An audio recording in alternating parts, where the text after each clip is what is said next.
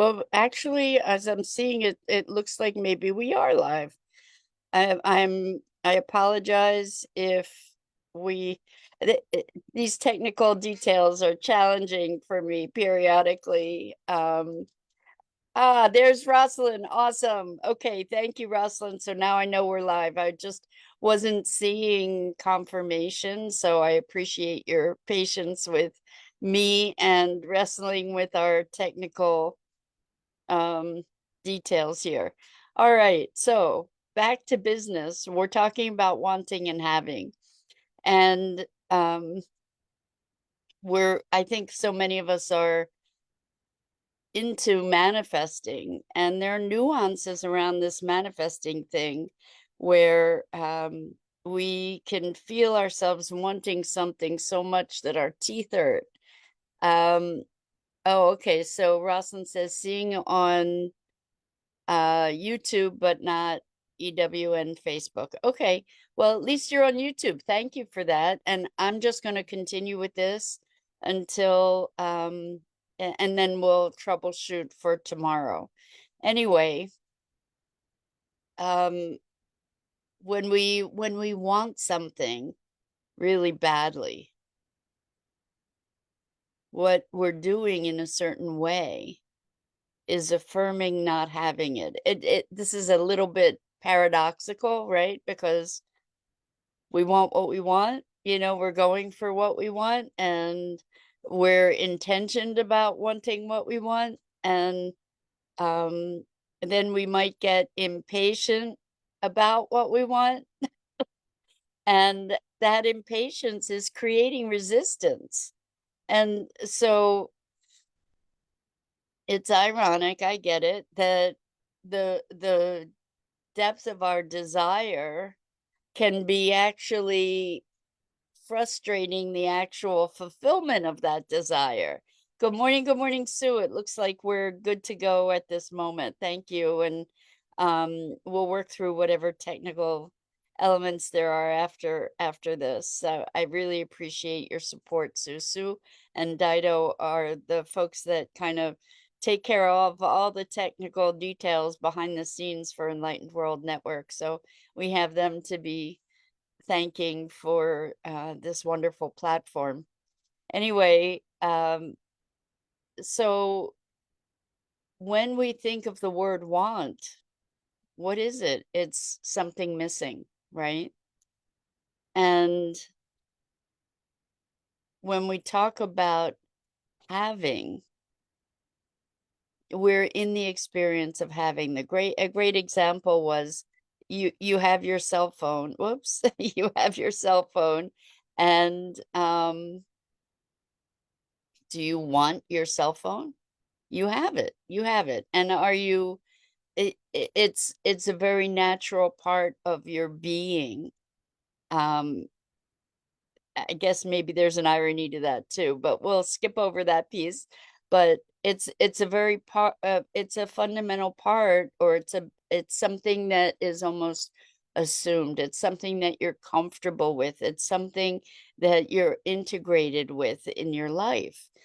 And so many of us are very focused on abundance and our desires, while we don't allow ourselves the experience of the fulfillment of that desire. And here's the thing, we can create any emotional state without any external impetus, without any external trigger. We can create internal states.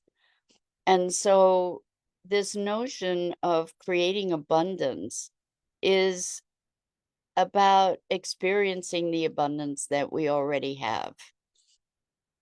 And it may be even that we get to pay part of a bill instead of a whole bill. Like I have the abundance to be able to pay that bill or part of it. I have the abundance to be able to be having a meal, and I can sit down and enjoy this meal.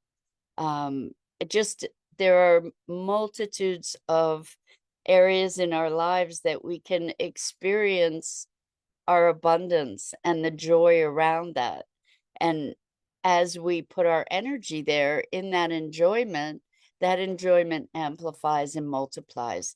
And with that multiplication of that feeling of appreciation and wealth, abundance, prosperity, regardless of the bank account, that it's all relative.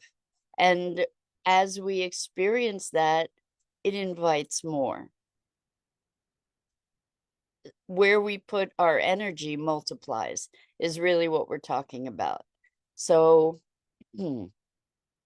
if we put our energy, so this conversation's coming about from a book that I had spoken to you about a while ago called The Having, and I recommend it. It's a very useful perspective around creating abundance and allowing ourselves to really experience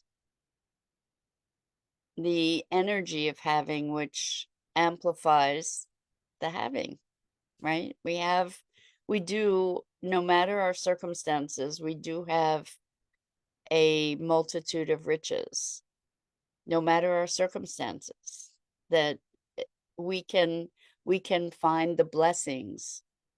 Um, and it might be a discipline to do that. It might be something where we literally need to turn our head because we're trained in so many ways to focus on what we don't have or what is missing. But to be focusing instead on the abundance that we already exist in is a pretty remarkable gift to give to ourselves just in the experience of it, just to be able to enjoy the sense of that deliciousness, whether it increases our material wealth or abundance or not. The experience is certainly more pleasant than an experience of anxiety and fear, right? So, Sue, thank you so much. Sue put the link to the book The Having in the chat for you to check out. I'm enjoying the book. This is I've gone through it like once and I'm going back through. And one of the things that they talk about is having notes. So, kind of notes about where we feel our abundance and celebrate it. And it's talking about what the experience was and then what the feelings were that went with it. Because I believe most of us are aware that what powers our thoughts, what powers our intentions is emotion. And that's another reason why the wanting is an impediment to the having, because we often want with such passion, right? That it's kind of affirming the lack. So this practice of really recognizing our existing abundance gives us the ability to amplify it. And when there was this chapter that I was just listening to where the student, it's sort of a guru and a student relationship that's portrayed in the book. The student was focused every minute of every day on becoming what they call a real rich person. A real rich person is somebody who not only has means, but who really appreciates those means, and it is living in that sense of abundance. And the guru told her, you're wanting it too much. You know, she was focused all the time on getting rich, but what happened was that there was a lot of anxiety around, is it ever going to happen? Am I ever going to get there? And that anxiety was creating resistance to the very experience that the student was looking to achieve. And I think that happens for all of us. And we get focused on an outcome, and then there's an impatience around that outcome. Like, when is it ever going to happen? Is it ever going to happen? What's it going to take? And we take all this energy uh, into kind of pushing the river. One of the things that they talk about in the book that I think is really, really powerful is that when we're making a purchase or when we're spending money, to be feeling the alignment and the abundance of being able to spend that money, even if it's paying bills. It's like, wow, I have the resources to pay these bills. And that's awesome. And a part of this abundance experience is also paying attention to what they are calling the signals of having. So we've all made purchases that we were really excited about and delighted with the outcome of that purchase. You know, that if it was a thing that we purchased, that we've just had continuing delight in that thing. And I think equally we've all had experiences where we purchased something, we didn't feel good about it, and we never experienced the reward of that purchase. So the signals of having are paying attention when we're making a purchase to what's going on in our emotional state. Like red light, green light. Green light is, yes, this is a wholehearted, I'm in, and I love this, and I'm excited to be able to purchase it. Versus a red light where there's just this little bit of a knot that we experience, a little bit of a resistance, a little bit of a hesitation that we experience before that purchase. And it's a fun thing to experiment with, I can say. I confess to an addiction to Amazon. I buy things on Amazon. I've been called on the carpet for that, but I freely admit I buy things from Amazon. And I will often see something that I'm interested in and I'll put it in my cart and feel into it before I purchase. And so I'll have these things collecting in my cart. I have a huge save for later list because I'll put things in my cart and then I'll take them out and wait for later. But I have to say that I really truly have gotten tuned in to this experience of, is it a red light or is it a green light?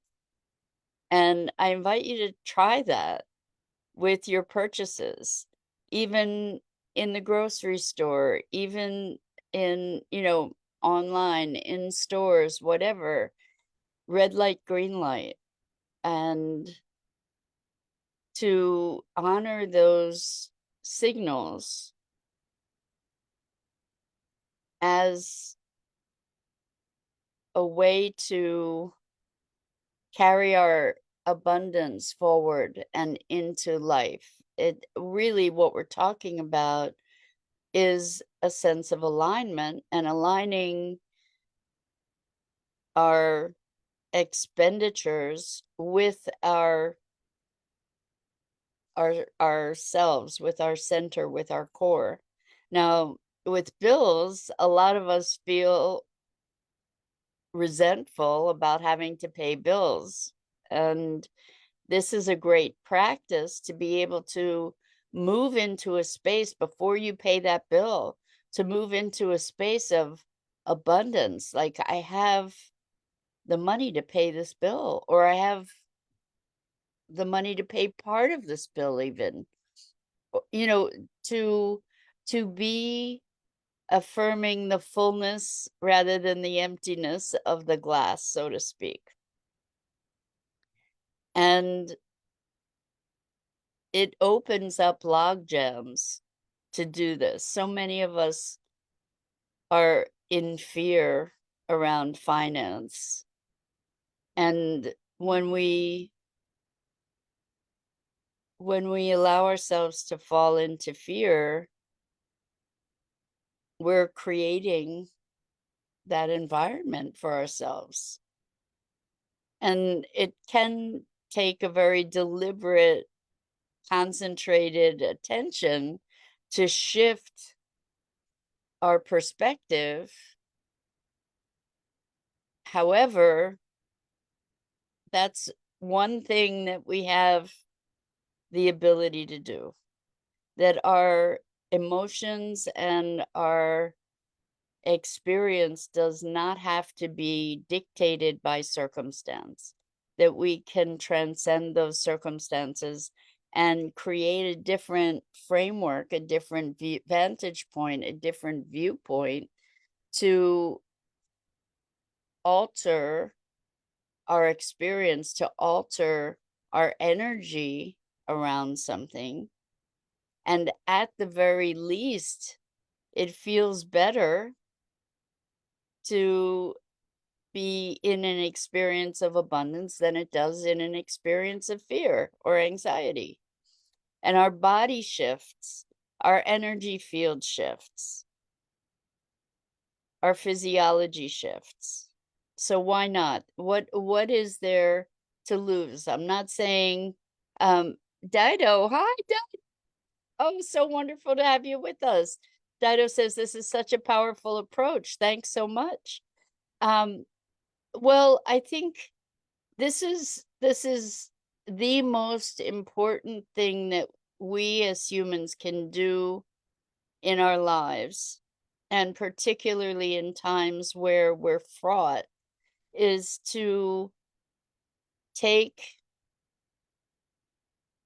responsibility for the quality of our thoughts and our beingness. And it's very easy to fall into the flow of consensus consciousness, where there's lots of fear, there's lots of anxiety, there's lots of people telling us all kinds of reasons to be anxious and afraid.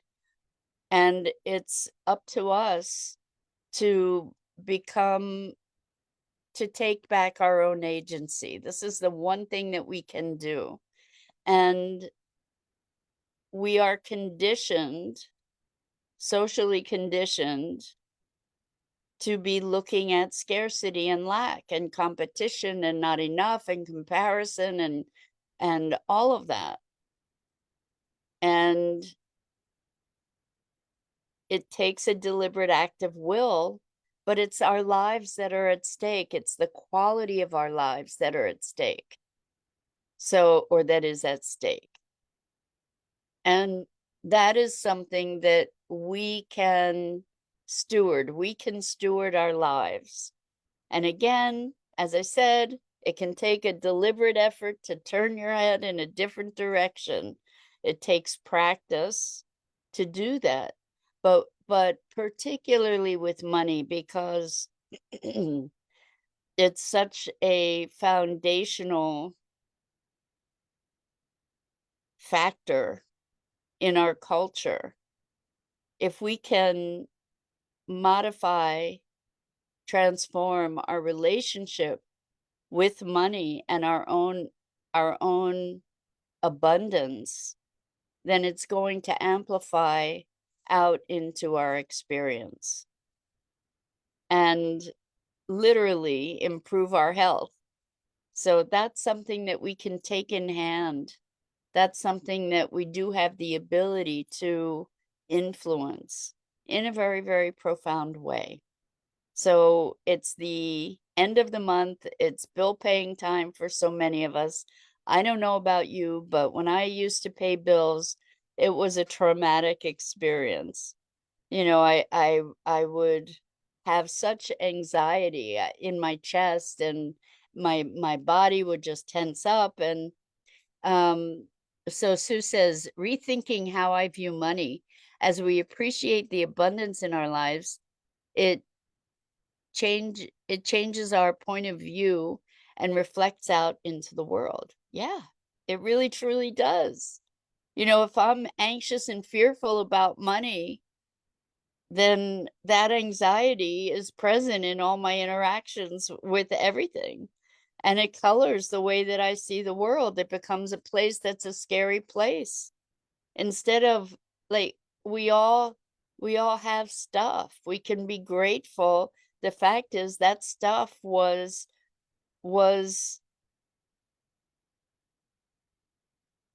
transmitted or was traded at some point for money, even if it's stuff we were gifted, even if it's stuff we found on the street.